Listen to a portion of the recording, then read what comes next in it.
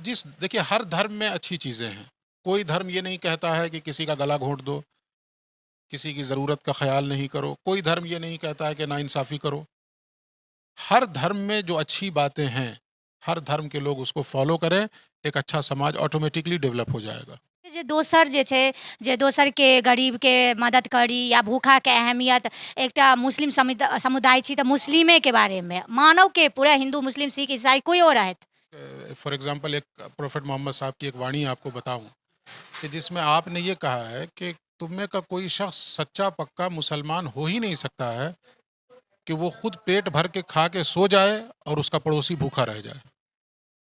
ये अनकंडीशनल है कि पड़ोसी किस धर्म का हो, कोई कंडीशन नहीं बताई गई, कोई भी पड़ोसी हो हमारा। रमजानके दिन चलि रहल अछि। हर पर्व, हर त्योहारके अपन अपन उद्देश्य रहैए जे ओ किए त्योहार मनायल जाइए। जय मिथिला, हम सरोजा और अहाँ सब देख रहल छी मिथिला तक न्यूज। अखन हमरा साथ मौलाना साहब छथि, हिनकर परिचय पूछैत रमजान के विषय पर कुछ बातचीत करब। सबसे पहले तो अपने के परिचय देबे। मैं सबसे पहली बात यह है कि हूँ तो मैं मिथिला का, लेकिन मैथिली बोल नहीं पाता हूँ, समझता पूरी हूँ, बोल नहीं पाता हूँ। मैं मोहम्मद आरिफ इकबाल हूँ, यहीं मेरा मकान हुआ। जनाब अबू ज़फ़र न्याज़ी साहब मेरे पिता हुए, मैं उन्हीं का छोटा लड़का हूँ। ई मौलाना के कार्य कतेक दिन से करै छी? हमारी टोटल एजुकेशन इसी फील्ड में हुई है। पहले मदरसा फील्ड से पढ़ा, फिर मैं यूनिवर्सिटी गया, जामिया मिल्लिया इस्लामिया। वहाँ से हमने ग्रेजुएशन किया, मास्टर्स किया, फिर बीएड किया। तो अभी चल रहा है जी। ई अखन रमजान के दिन चलै छै, जकरा पाक के दिन भी कहल जाइत अछि, तऽ एकर की महत्व छै, एकर उद्देश्य की छै, मतलब पूरा एकर जानकारी देती। रमज़ान एक पवित्र महीना है हम लोगों के, मुसलमानों के लिए। इसमें ख़ास तौर पे रोज़ा की इबादत हमारे ऊपर लागू है। हम 29 दिन या 30 दिन कंटिन्यू रोज़ा रखते हैं। सुबह से लेकर के सूरज डूबने तक कंटिन्यू भूखे और प्यासे रहते हैं, ना कुछ खाना है ना पीना है। इसके अलावा इसी महीने में रात में हम लोगों के यहाँ मस्जिदों में तरावी होती है, जिसमें एक्स्ट्रा हम लोग 20 रकत नमाज़ पढ़ते हैं। जो आम दिनों में नमाज़ होती है, उसके अलावा एक्स्ट्रा 20 रकत नमाज़ हम लोग तरावी के नाम से पढ़ते हैं रमजाने के महीना में एक्स्ट्रा। ही के महीने में। इसके अलावा इसी महीने में हम लोग ज़कात निकालते हैं, यानी जो कुछ हमारे रब ने, हमारे अल्लाह ने हमको माल दिया है, उसका 2.5% जो हमारे समाज के गरीब और पिछड़े हुए लोग हैं उनके ऊपर ख़र्च करने का हमको हुक्म दिया गया है। तो हमारा जो भी माल होता है उसका 2.5% हम इसी महीने में निकालते भी हैं। उसके अलावा ये है कि ईद की नमाज से पहले पहले एक और हमें चैरिटी करना है, जिसको टेक्निकल लैंग्वेज में सदक़ा फ़ित्र कहा जाता है।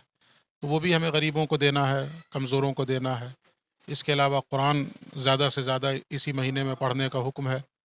और फिर 30 रोज़े या 29 रोज़े के बाद अल्लाह की तरफ से इसके इनाम के तौर पे हमें ईद का दिन दिया जाता है, तो जिसमें हम लोग फिर 2 रकत नमाज ईद की पढ़ते हैं अपनी अपनी मस्जिदों में, या जहाँ ईदगाह होती है तो ईदगाह जा कर के नमाज़ पढ़ते हैं, एक दूसरे को मुबारकबाद देते हैं, एक दूसरे का मुंह मीठा कराते हैं। तो ये सारी इबादतें हैं जो इसी महीने में ख़ास तौर पे अदा की जाती हैं। अच्छा, बहुत नीक जे हम समझलहुँ हैं, तऽ एकर मेन उद्देश्य जे छै से गरीबके मदद केनाइ। देखिए, रोज़ा जो है जिसमें भूखा और प्यासा रहना है, तो उसमें उसका एक हिकमत ये भी है कि जब आदमी खुद भूखा रहे, खुद प्यासा रहे, तो उसको दूसरों की भूख और दूसरों की प्यास की अहमियत समझ में आएगी कि भूख क्या होती है और प्यास क्या होती है। तो कहीं ना कहीं हमारे रब ने, हमारे अल्लाह ने जो हमें रोज़ा रहने का हुक्म दिया है, भूखे और प्यासे रहने का हुक्म दिया है, तो इसमें एक पैगाम ये भी है कि तुम खुद भूखे रहो ताकि दूसरों की भूख का तुम्हें अंदाज़ा हो। तो खुद भूखे रह करके किसी का दर्द हम महसूस कर सकेंगे, और उसके बाद फिर हमारे लिए हुक्म है चैरिटी करने का। तो भूखे रहने के बाद जब दूसरों की भूख का एहसास होगा इंसान को, तब वो ज़्यादा से ज़्यादा चैरिटी करेगा। तो आपने सही कहा है कि इस महीने के अंदर ख़ास तौर पे दूसरों का ख़्याल रखना, दूसरों की ज़रूरतों को पूरी करना, इस पर बहुत ज़्यादा फोकस किया गया है। और हमको चाहिए, हमारी इबादत उसी वक्त मकबूल होगी कि हम अ, अपनी खुशी के साथ साथ दूसरों की खुशी का भी ख्याल रखें। अगर हमारा दस्तरखान अच्छा है, हम अच्छा खा रहे हैं, तो हम दूसरों के दस्तरखान का भी ख्याल रखें। तो ये बहुत मेन चीज़ है। बहुत नीक कहलियै जे मतलब दूसरे के ख्याल ए भूखा रहि कऽ भूखे के अहमियत के पता लागै छै। कुरान में लिखल छै, ई नहीं छै जे दोसर के गरीब के मदद करी या भूखा के अहमियत। एकटा मुस्लिम समुदाय छी तऽ मुस्लिमे के बारे में मानव के पूरा हिंदू मुस्लिम सिख ईसाई कोइओ रहत, सब गरीब के मदद करे के सिखा रहल छथिन। भले सबके अपन अपन भगवान अपन अपन। देखिए, जो भी हुक्म दिया गया है इस्लाम में या हमारे प्रॉफिट मोहम्मद साहब ने, तो उसमें कंडीशन नहीं लगाई है। जैसे कि मैं एक फॉर एग्जांपल एक प्रॉफिट मोहम्मद साहब की एक वाणी आपको बताऊं कि जिसमें आपने ये कहा है कि तुम में का कोई शख्स सच्चा पक्का मुसलमान हो ही नहीं सकता है कि वो खुद पेट भर के खा के सो जाए और उसका पड़ोसी भूखा रह जाए। ये अनकंडीशनल है कि पड़ोसी किस धर्म का हो, कोई कंडीशन नहीं बताई गई। कोई भी पड़ोसी हो हमारा, अगर वो भूखा है और हम खुद भर पेट खा के सो जा रहे हैं, तो इसका मतलब है कि प्रॉफिट मोहम्मद साहब की नज़र में हम अच्छे मुसलमान नहीं हैं, हम पक्के मुसलमान नहीं। तो इस्लाम में जब चैरिटी की बात की जाती है तो वो अनकंडीशनल है। वो जो भी समाज में है और नीडी है, ज़रूरतमंद है, हमें उसकी ज़रूरत का ख्याल रखना है। हम जिस सोसाइटी में रह रहे हैं, जिस समाज में हम रह रहे हैं, पूरी दुनिया की जिम्मेदारी हमारी नहीं है। हर आदमी अपने अपने समाज को देखे और अपने अपने समाज में बदलाव लाने की कोशिश करे। हमारे समाज में जो भी गरीब हैं, पिछड़े हुए लोग हैं, उनको उठाने की कोशिश की जाए। इसके साथ साथ चूँकि हम एक मदरसे में बैठे हुए हैं, एक एजुकेशन से जुड़ी हुई संस्था में बैठे हुए हैं, तो हमारी ज़िम्मेदारी सिर्फ़ ये नहीं है कि हम उसको अच्छा खिला दें या अच्छा पहना दें। हमारी ज़िम्मेदारी ये भी है कि हम जिस समाज में रह रहे हैं, अगर हम एजुकेटेड हैं, तो हम उस पूरे समाज को एजुकेट करने की कोशिश करें। तो जो भी इस्लाम में जो हुक्म दिया जाता है, वो अनकंडीशनल है। वो ये नहीं है कि ख़ास मुसलमानों ही के लिए ऐसा करना है। जब भी चैरिटी करना है तो सबके लिए करना है, जो ज़रूरतमंद है। अगर समाज में ई संदेश फैलै छै जे मुसलमान छथिन, मुसलमान कुरान में अल्लाह अल्लाह सिर्फ मुसलमाने के कहै छथिन। बहुत सारा अफवाह सेहो फैलै छै समाज में। लेकिन रमजान के दिन छै, जेना अपने कहलियै दोसर के मदद, जे भूखा छै तऽ भूखा तऽ कोई भी रहि सकै छथिन। ओ मुसलमान समाज के भी रहि सकै छथिन, हिंदू समाज के भी रहि सकै छथिन, क्रिश्चियन समाज के भी रहि सकै छथिन। बिल्कुल, जो भी मानव जाति है, उसकी ज़रूरत का हमको ख़्याल रखना है। वो अगर भूखा है, तो हम उसके पेट भरने की फ़िक्र करें। इसमें धर्म देख करके चैरिटी नहीं की जाएगी, वो चैरिटी हमारे मुँह पे मार दी जाएगी।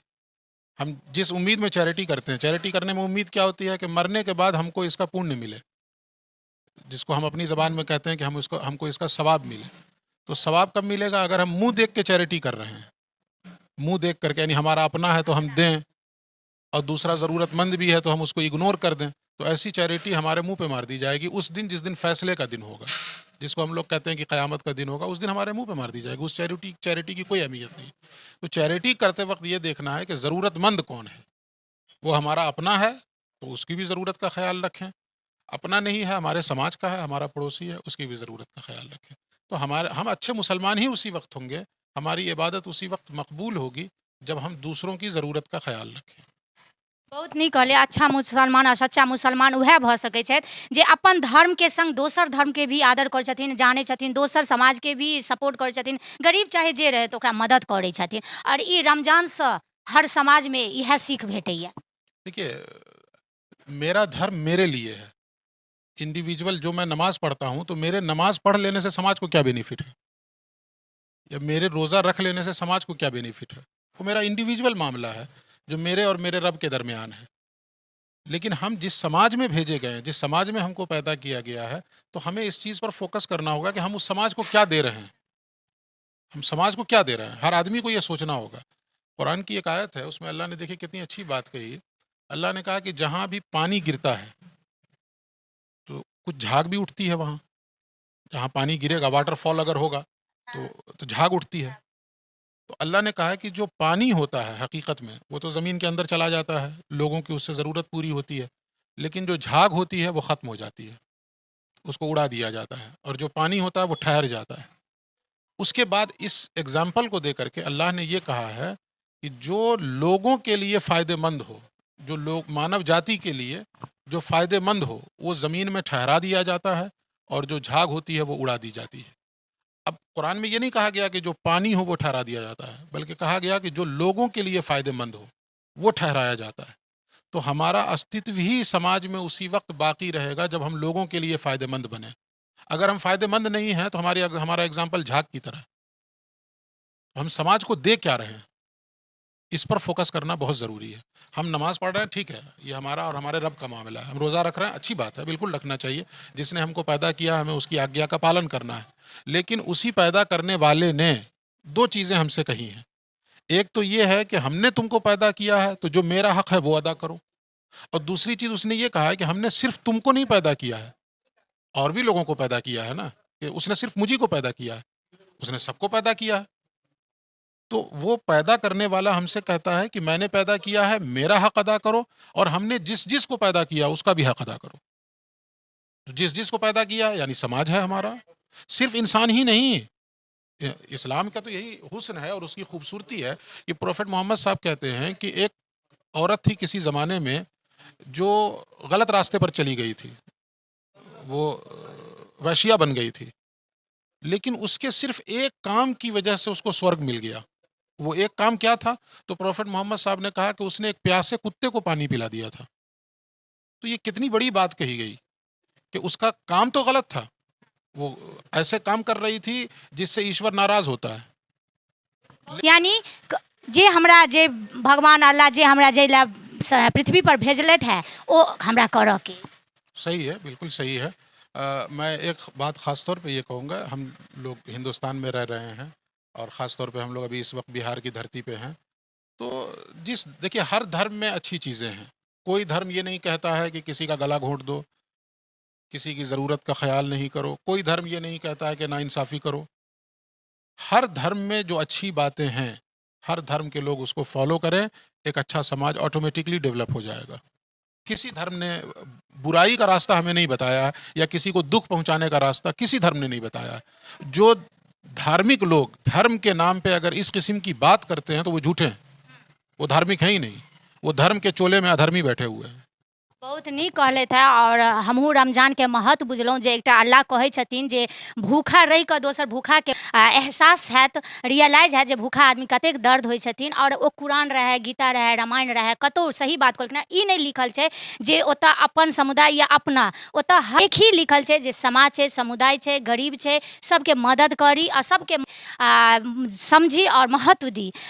जेनाकि अखन हम खुद हिनका मदरसामे आबि कऽ मौलाना जीसँ रमजान के हमरा ललक छलै जे समाज के सामने रमजान के की महत्व छै ई बताबी, और समाज में सब आदमी मिलजुल कर रही। एलै कि भगवान अल्लाह सब एक ही संदेश दै छथिन जे हम मानव जाति एक छी और गरीब के सेवा करी। जय मिथिला, जय मैथिली, धन्यवाद।